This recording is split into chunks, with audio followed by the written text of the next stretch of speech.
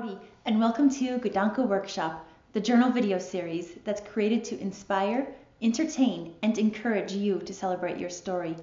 This workshop is brought to you for free because of your support and purchase of Gadanke.com's products, which eliminate writer's block and help you document what makes you jump out of bed in the morning.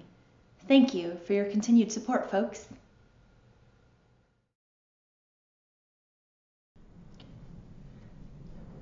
I'm your host, Katie Clemens, the story catcher and journal crafter behind Gadanke.com, and this is episode 2, Journal Right Onto Your Photograph.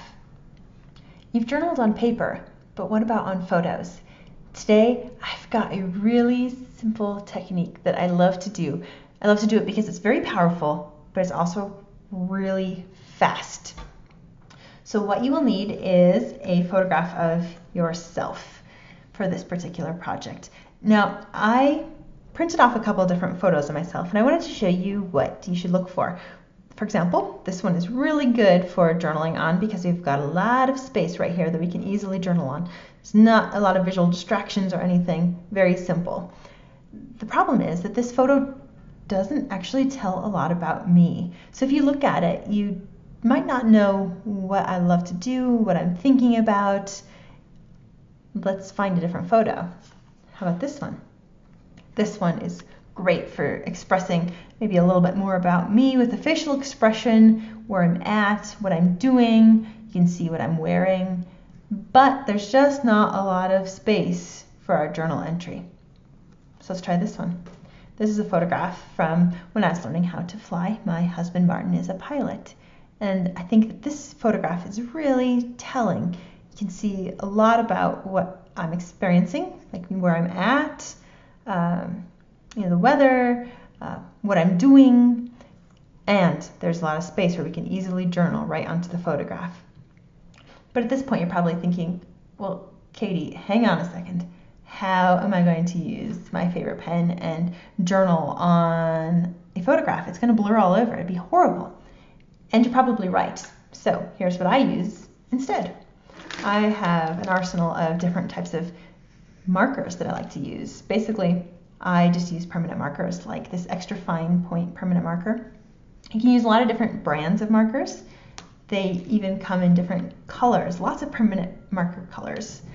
There are even products such as these two pens by American Crafts, Metallic Marker and Galaxy Marker, that come in all sorts of colors. They're meant for writing on top of glossy surfaces and all sorts of mediums. So they're perfect for our photographs.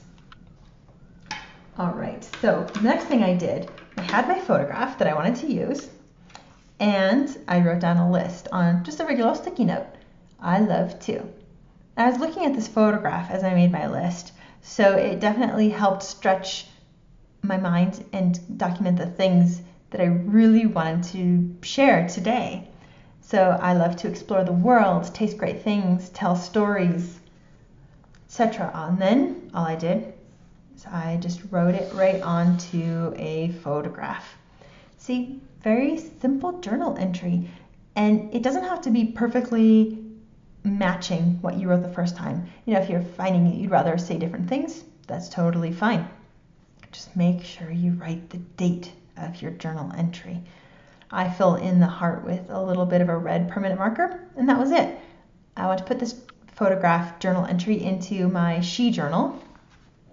So to do that, all I did was hole punch it, and I took a page from my journal to do that and just aligned the two of them and took my simple hole puncher and punched each end, then stick it in there, close the rings,